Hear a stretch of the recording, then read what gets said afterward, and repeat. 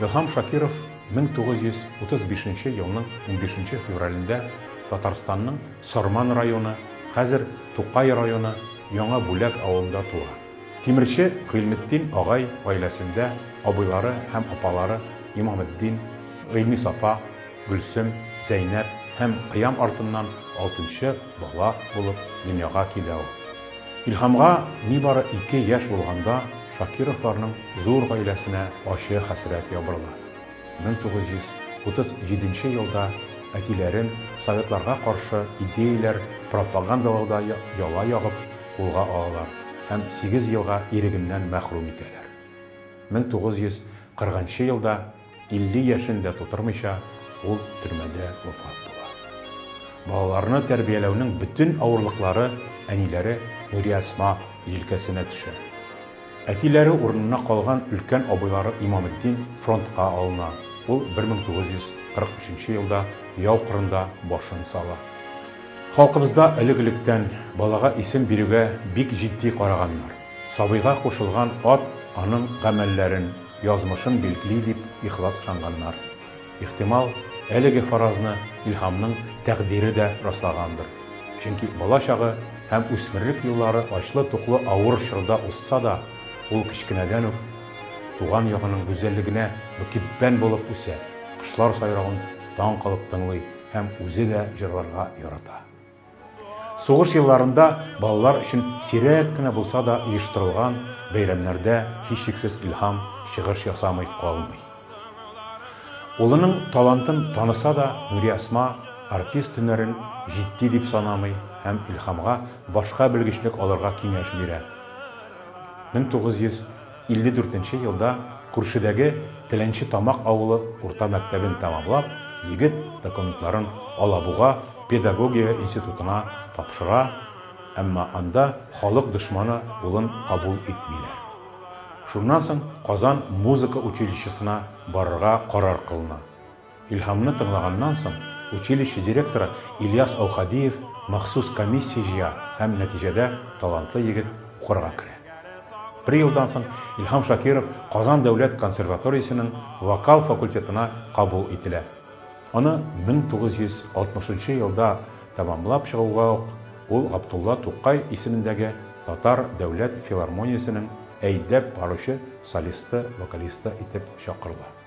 Җырчы Кара Урман, Тәфтиләү, Әллүки, Гөлҗамалны һәм башка борынгы татар җырларын барлык нечкәлекләре белән гаҗәеп дәрәҗәдә оста башкара. Аның репертуарына үзе тарафыннан торгызылган милли фольклор үрнәкләре: Син сазыңны уйнадың, Бик еракта идек без, Карап җырлары, шулай ук Мансур Музаффаров, Җәүдәт Фәйзи, Александр Ключарев, Салих Сәйдәшев, Нәҗип Җиһанов, Рөстәм Яхин, Заһид Хәбибуллин, Сара Садыйкова һәм башка композиторларның вокаль әсәрләре керә. Илһам Шакировның үзе иҗат иткән Гөлмәрьям, Идел буе каеннары, Очрашу көе җырларын халкыбыз яратып кабул итте. Күренекле казанышлары өчен Илһам Шакиров ТССРның, Каракалпак АССРның һәм РСФСРның халык артисты исеменә лаек була. Татар халык җырлары концерт программасы өчен аңа 1970 елда Татарстанның Габдулла Тукай исемендәге дәүләт бүләге бирелде. Җырчы халыклар дуслыгы, почет, Татарстан Республикасы алдындагы казанышлары өчен орденнары белән бүләкләнде. Ул Казан шәһәренең һәм Сарман районының мактаулы гражданы иде. 1995 елда туган авылы Яңа Бүләктә Илһам Шакиров музее нигезләнде. Җырчы еш кына матбугатта, радиода һәм телевидениедә чыгышлар ясады. Яшь талантларга алга үрләргә булышлык итте. Илаһи тавышы белән генә түгел, ә үзенең гадилеге, кешелеклелеге белән дә Илһам Шакиров халыкның мәхәббәтен яулады. Һәр вакыт ярдәмгә килергә әзер булды.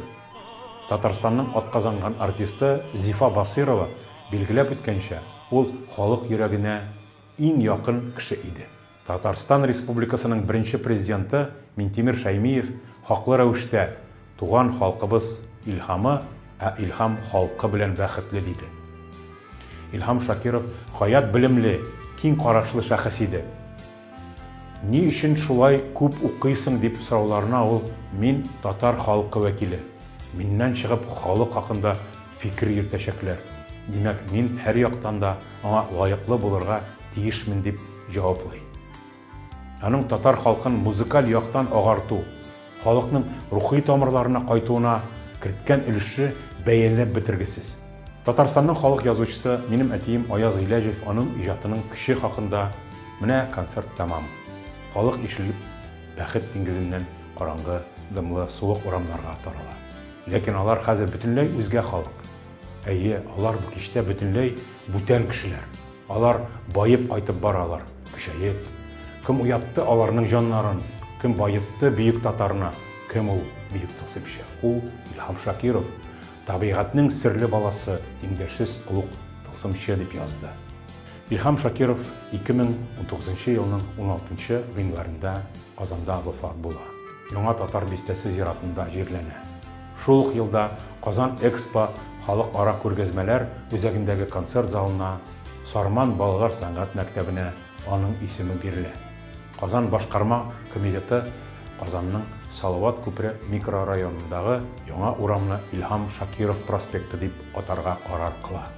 2020 елда Татарстанның Тукай районы Яңа Бүләк авылында атаклы якташыбызга һәйкәл ачыла. Илһам Шакиров барлык чалар өчен дә төп татар җырчысы булып калачак.